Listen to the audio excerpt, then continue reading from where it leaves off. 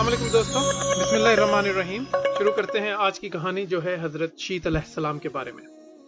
हाबील की वफात के बाद हजरत आदम बहुत अफसरदा रहा करते थे, जिस पर हजरत आदम को अल्लाह ताला ने एक और बेटे से नवाजा और आपने उनका नाम शीत रखा। शीत का लफ्जी मायनी तोहफा है जो हजरत आदम को अल्लाह ताला ने हाबील की वफात के बाद अता किया।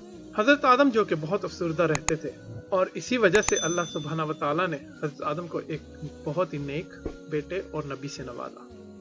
हजरत शीत अलैहिस्सलाम हजरत आदम के बहुत करीब थे और हजरत आदम के हर हुक्म पर अमल करते थे और अल्लाह के बताए हुए रास्ते पर चलते थे। जब तक हजरत आदम जिंदा रहे, आप हमेशा अपने बच्चों और उनके औलाद को इंसान और उसके आगाज के बारे में यकीन दिलाते रहे और ये कि सिर्फ अल्लाह की इबादत करें। आप उनको शैतान का वो वादा भी याद दिलाते रहे जो उसने अल्लाह से किया था कि वो हर वक्त और हर टाइम इंसानों को बहकाने में मसरूफ रहेगा। शीत ने हजरत आदम की वफात के बाद ये जिम्मेदारी कबूल की और आपने इंसाफ के साथ हुक्मरानी की और अल्लाह के कानून के मुताबिक हुक्मरानी की।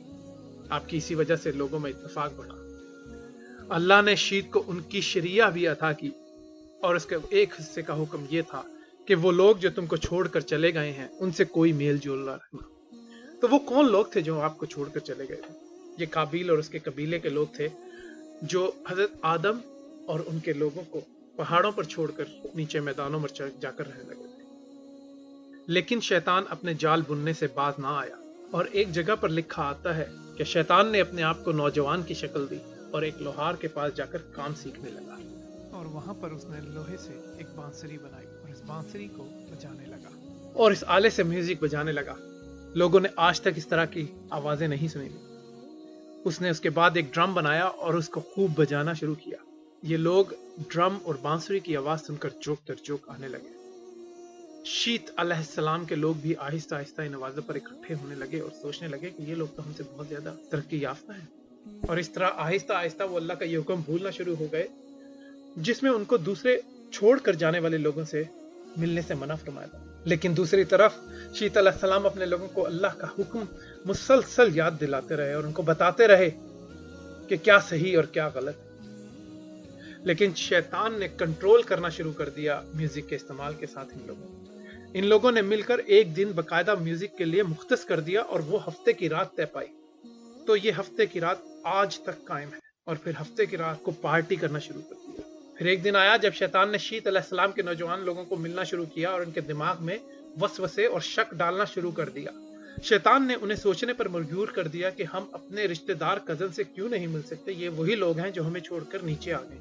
ये हमारे साथ पहाड़ों पर रहा करते थे तो हम इनसे क्यों नहीं मिल सकते। ये अल्लाह का कैसा कानून है। शैतान के इस वसवसे की वजह से शीत अलैहिस्सलाम के कुछ लोग पहाड़ों से उतरकर काबिल के लोगों में मिलने जुलने लग गए।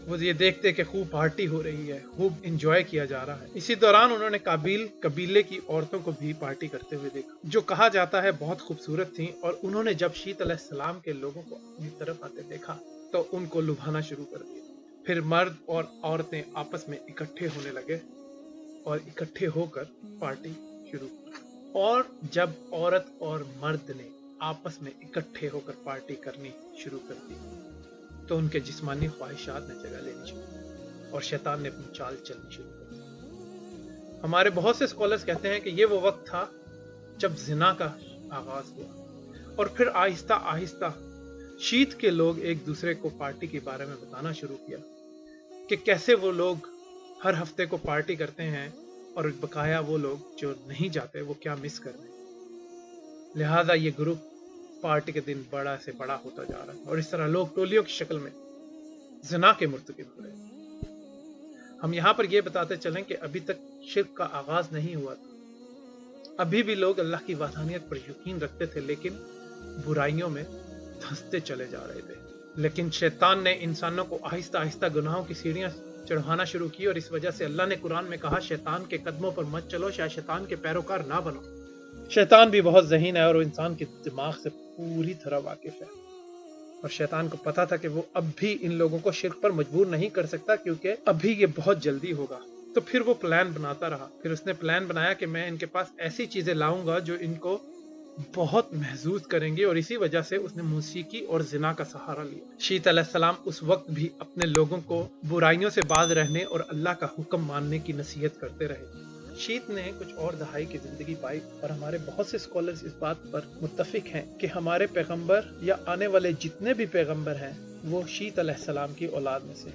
हजरत आदम ने शीत को अपनी जिम्मेदारी सौंपी। शीत अलैहिस्सलाम ने ये जिम्मेदारी अपने सबसे ताइब और फरमाबरदार बेटे को सौंपी जिनका नाम ईनुस था। ईनुस ने यह जिम्मेदारी किनान को सौंपी और किनान के बाद मुहल्लिल ने अल्लाह के पैगाम को फैलाने की जिम्मेदारी अपने जिम्मे कबूल की। पर्शियन लोगों का मानना है कि मुहल्लिल वो बादशाह थे जिन्होंने दरख्त काटकर शहर बनाने शुरू किए और ये भी माना जाता है कि कदीम इराकी शहर बेबीलोन भी मुहल्लिल ने तस्मीर करवाया था। बेशक अल्लाह बेहतर जानता है, लेकिन कहा जाता है कि मुहल्लिल ने शैतान की आर्मी को बहुत बड़ी शिकस्त दी, जिसकी वजह से हमें यह पता चलता है कि इंसानों और जिन्नों की एक वक्त पर जंग हुई हो। लेकिन जैसे कि हम कहते हैं अल्लाह नोज़ बेस्ट या अल्लाह बेहतर जानता है।